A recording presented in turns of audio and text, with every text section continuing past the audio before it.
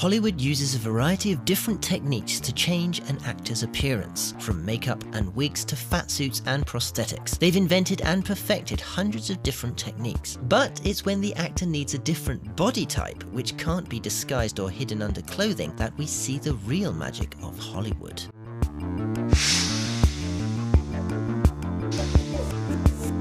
Two types of silicone rubbers are used. The green silicone contains an oil that prevents the actor's body hair from adhering to it. The oilless blue silicone is then applied on top, and then both are wrapped in a temporary plaster jacket to cure. Once dry, the plaster cast is then carefully removed, and the mold is used to create a fiberglass mold that gets covered in clay, ready for the next step.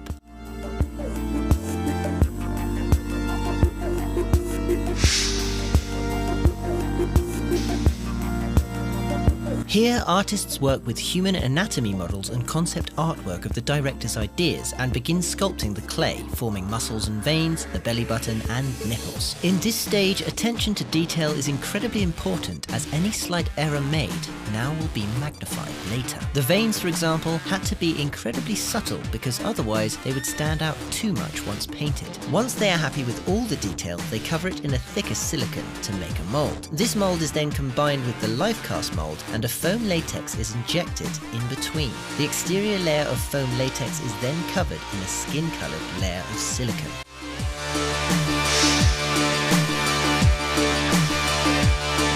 The painter begins by finding the actor's skin tone and then matching it. Although everyone has their own skin tone, this tone varies depending on the area of the body, how much sun it gets, or how the light reflects off it. Everybody's skin has red tones because of the blood, blues from the veins, but also greens, browns, and pinks. If the bodysuit is for a manscaped bodybuilder, it would be finished after paint, but if it's for a fat, hairy guy, there's even more detail to be added. For example, a belly isn't just a bulge, it has weight to it. So they added bags of beads to the inside of the suit in order to mimic its weight, and so the belly had some bounce. Hairs had to be sewn onto the suit individually, respecting growth patterns and also density. Knowing, understanding, and being able to apply all these subtle differences add to making the suit look ultra realistic.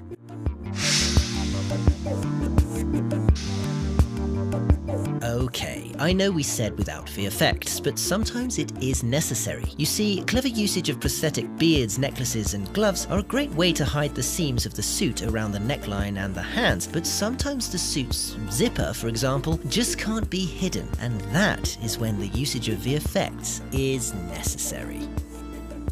Please give us a like if you enjoyed this video. Don't forget the links to the music used in this video are in the video description, and be sure to let us know in the comment section which movie VFX you'd like to see behind next.